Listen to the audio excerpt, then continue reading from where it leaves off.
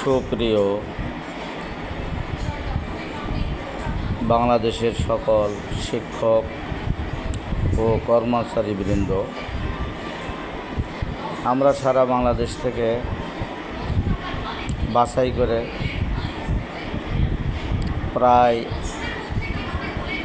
৭৫,০০০ মতো শিক্ষক ১২ আগস্টে জাতীয়করণ প্রত্যাশী জোটের অধীনে আমাদের যে ১২ দফা,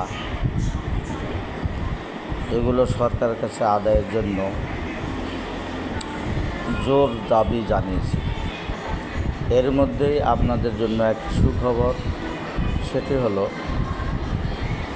বাড়ি ভাড়া বিষয়ে 20% দাবি করা, জাতীয়করণ চাওয়া। এর মধ্যে আমরা দেখি সরকারের পক্ষ থেকে পুলিশের লোক, আমাদের সমন্বয়কদের প্রধান আজিজি হুজুরকে সহ আর কিছু শিক্ষক মণ্ডলীকে সচিবালয়ের মিটিংয়ে আহ্বান করেন। তিনি মিটিং শেষ করে এসে আমাদের যেটা জানালেন যে তারা সরকারের সদিচ্ছার কথা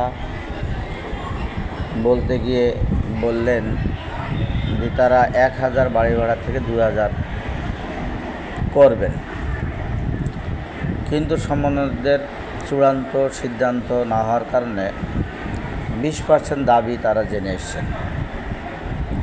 কিন্তু আজকে যখন আমি ভিডিওটি করতেছি তখন 20শে আগস্ট, আজ 20শে আগস্ট, এই দিনে সরকারের মহল থেকে আরও একটা সুখবর আমরা পেতে যাচ্ছি যে 20%ই বাড়ি ভাড়া বাস্তবায়নের জন্য তারা অর্থ মন্ত্রণালয়ে সুপারিশ জন্য পাঠিয়েছেন। সঙ্গে সঙ্গে পে কমিশন এর মাধ্যমে পে স্কেল গঠনের চূড়ান্ত খসড়াও তারা ইতিমধ্যে পাঠিয়েছে। এটা আমাদের শিক্ষকদের জন্য আশাব্যঞ্জক।